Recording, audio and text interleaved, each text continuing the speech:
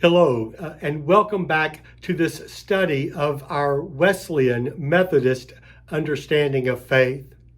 In this session, we're going to start with the vision that God planted in the hearts of a few, with John and Charles Wesley as the leaders, among others. Here's the vision as they stated it: to reform the nation, particularly the church, and to spread scriptural holiness across the land. What gave this movement lasting and life-giving power was that it was rooted in the hearts of those who held this vision. In other words, spreading scriptural holiness, whatever that is, necessitates the having of scriptural holiness. We can't share what we don't have. That might be the principle at play here. Now, this is part of the genius of the Wesleyan movement. Evangelism, or the sharing of good news with others, it starts with us knowing the good news. We go out by first going in. Faithfulness and fruitfulness starts with self-examination. This is a big part of the method that we affirm. So here are some questions that Wesley posed for our regular self-examination, for our intentional conversation with the Holy Spirit. Have I acted for only one purpose in everything that I have done? Have I done anything without believing it is the will of God? Have I prayed with fervor, with friends, and in private? Have I been active in doing good? Have I thought of anything too dear to part with in order to serve my neighbor? Have I spent an hour at least every day speaking of my faith to another? Have I explained that religion is the recovery of the image of God? The next resource within our method, we call this resource the means of grace. Now, Wesley gives us several lists of these means of grace. So we know that these lists are exemplary, not set in stone. On these lists, we see things like prayer and searching the scriptures, Holy Communion, fasting, holy conferencing or holy conversation, works of mercy. These are the God-given means by which we grow in our salvation. And we are called to practice these means in a disciplined, intentional way with commitment to cultivating our relationship with God and with one another.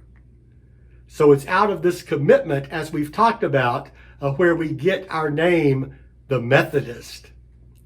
The means of grace are one way to talk about the methods of Methodism. And now back to the vision from the Wesleys: to spread scriptural holiness. So this begs the question, what is scriptural holiness? To begin to illuminate this, I want to turn to the fourth sermon in the standard sermons entitled Scriptural Christianity. In this sermon, Wesley starts with the birth of the church at Pentecost, when the disciples were all together in one place, praying and praising God. And there they were filled with the Holy Spirit. It was an extraordinary display. But then the Holy Spirit keeps coming over and over again. And the big question becomes, what does the Holy Spirit do for us and in our lives?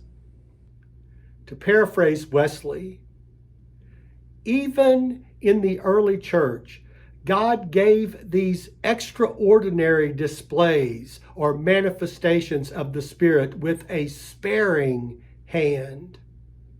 As Paul asked, were all prophets? had all the gift of healing? Did all speak in tongues? Wesley says, no, perhaps not even 1 in 1,000, he says. So here's the point.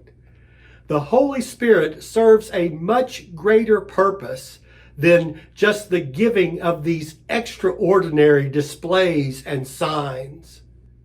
The Holy Spirit works in our ordinary daily lives, giving us the fruit of the Spirit: love, joy, peace, patience, kindness, gentleness, goodness, faithfulness, temperance. That list can be found in Galatians chapter 5. The Holy Spirit is at work in our daily, ordinary lives, transforming our hearts for our daily labor of love, as Wesley says. This is God's method for reaching a lost world. And these gifts are for all, not just for some, not just for those who are special in some way. That is very important to us. So to answer the question, what is scriptural Christianity? Wesley reminds us that it is not found in a set of opinions or in a system of doctrine or in manifestations of extraordinary powers, nor in speculation about the future. All of these ways can actually distract us from what is truly important. At the core of our faith is a change that happens here, bringing blessings into our ordinary lives with the living Christ at work in us, with us, and for us. So friends, I want you to note note the optimism of Methodism here. We can be transformed in this life. We can engage in this holy work. God's will can be done on earth as it is in heaven.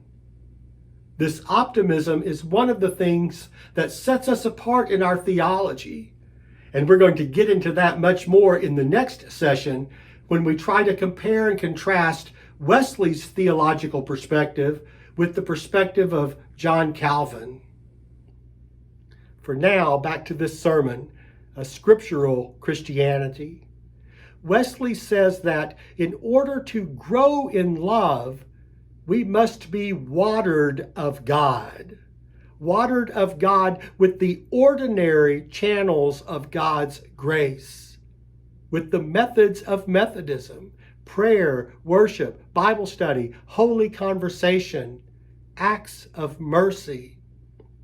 And the goal of all of this is scriptural holiness, spiritual holiness. And not only having this kind of holiness, but sharing it and cultivating it and calling others into this way of life. Holiness is a key Wesleyan word, so we need to define it clearly. First, we might need to say what it is not. True holiness is not what we might call a Pharisaic holiness, focused on outward cleanliness and staying pure from others. Or in Wesley's terms, trusting in our own righteousness and despising others. As Wesley says, nothing could more directly overthrow God's design or method. Scriptural holiness is nothing other than love. Love that is patient and kind and humble. When Wesley defines holiness, he regularly uses these virtues. This is what spreads from one soul to another. This is what we are called to cultivate in the world. And when this kind of holiness is here, it changes how we see others. In Wesley's sermon, he asked, and I paraphrase, with this love planted in our hearts, how can we not see the pain in the world?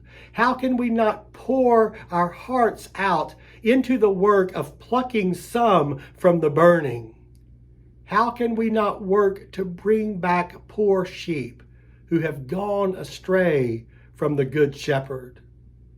Scriptural holiness leads our hearts to break sometimes, and for love to become our aim.